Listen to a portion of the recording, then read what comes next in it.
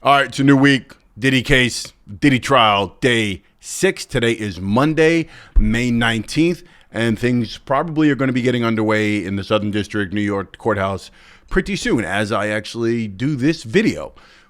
Welcome to the Time to Talk. It's Time to Talk Diddy again. Cassie is let's go through the Cassie thing really quick. Just a quick cap on this whole thing. She's done.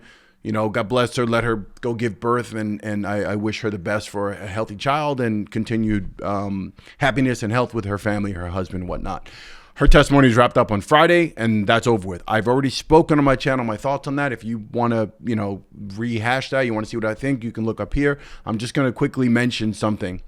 I continue to see the conversations, the deep conversations regarding abuse and regarding trafficking and the Stockholm syndrome and all these things and trafficking of young women and all these things and being the victim. And I see these people in spaces of being, experts in relationships and sexual this and sexual that and experts in trafficking and experts in everything else. And they have these conversations. And again, I'm just going to put it out there that it's typically women where they're not giving any room in the discussion for the possibility that a woman, in this particular case, Cassie Ventura, could possibly be a willing participant. They look for every single rationale and reason in their education and history of, aggression towards men and such to somehow justify the idea that it must be the billionaire rap mogul who did all these things and this poor woman suffered all of it. Now, to be clear, again, I've said it many times. I'm repeating it for a reason right now. The idea that this guy puts his hands on women and is a control freak and had a toxic relationship with this woman, yeah, we know that already. We know that. I'm not siding with him or suggesting that he didn't attempt to use his power, but when you listen to the testimony of Cassie Ventura and you look at what some of the things she said, and she admitted these things, you got to give her credit. She's a pretty honest witness. I will wholeheartedly stand behind that. She gave testimony. She was honest. She did not hide things or try to make things look really bad. She was pretty to the point.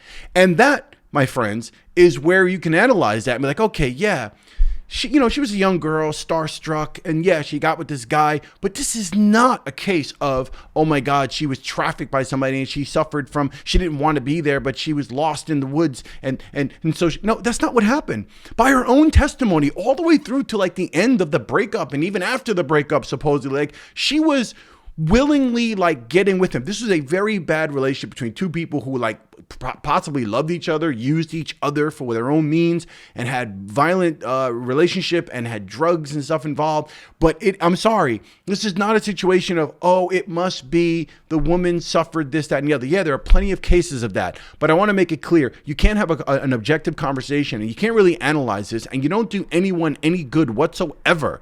We don't really get to the truth. We don't really get to expose the horrendous acts and things in the industry as well, right? That's another whole discussion about the industry on a whole should be on trial and we should be holding them accountable. But we can't really get anywhere when you instantly just side with one person and you don't have nuance to the conversation and you don't hold other people accountable. That's not a real conversation and you don't do anyone real good, and we don't get anything. Nothing gets achieved like that. We had the entire Me Too movement, which was a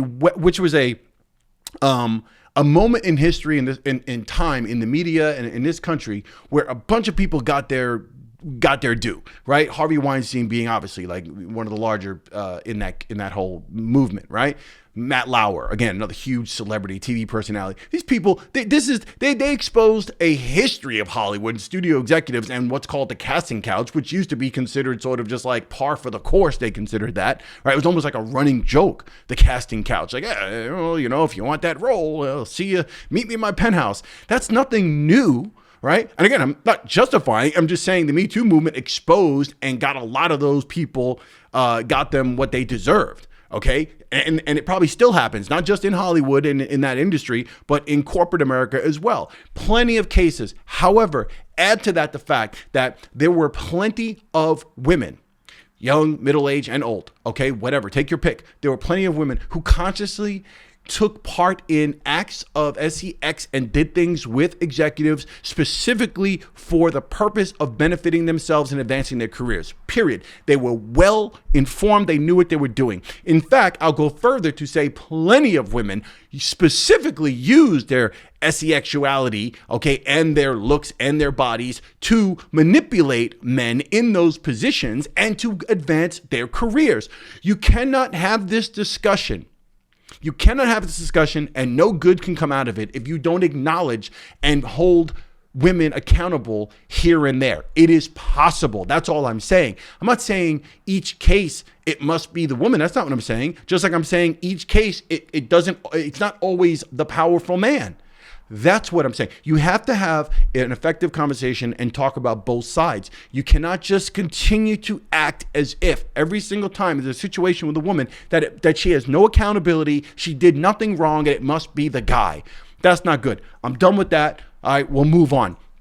Today, Monday, we've got Dawn Richard from Danny DeCane is going to continue to testify. This situation seems a little suspect to me as well. This girl, she testified about incident taking place where she watched Diddy attempt to hit Cassie with a skillet. Was it a cast iron skillet? I don't know. She also alleged that Diddy told her and a bandmate to keep quiet on what she says went down, alleging, her locked the door during the conversation. She also says he bought them flowers to try and smooth things over with them. Yeah, this guy was an animal and he manipulated people around him. He was a tough guy. He was a big dude and they were all trying to do whatever. Now, she's coming up with stuff now that she filed a lawsuit claiming that he groped, terrorized, and belittled her while working on the show, making the band. How long ago was that? Diddy's lawyers called BS at the time, telling us in an attempt to rewrite history, Dawn Richard has now manufactured a series of false claims, all in the hopes of trying to get a payday. Now, it's always dangerous for us in this space to say that, like, oh, she just wants a payday. I think everybody did that with Cassie early on in the beginning, right? And then we saw that videotape of her getting her butt whooped, and it was kind of like, maybe she deserves it, right? Still, there's some nuance to that, but we understood it a little bit better, and we did have sympathy for her right away, okay?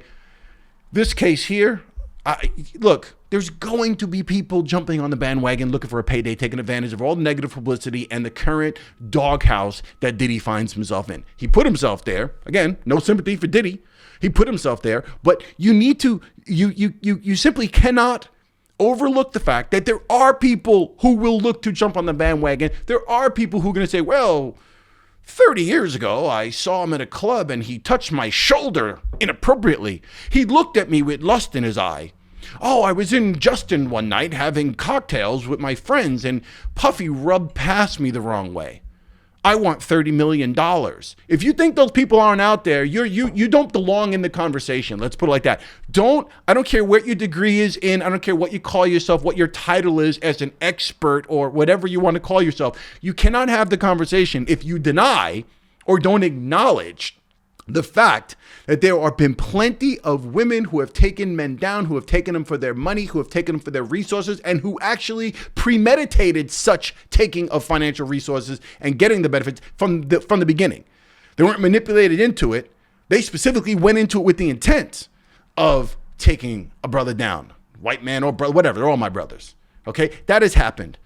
And these conversations that I'm seeing going around and some of these videos with scholars and people who are so educated in the space.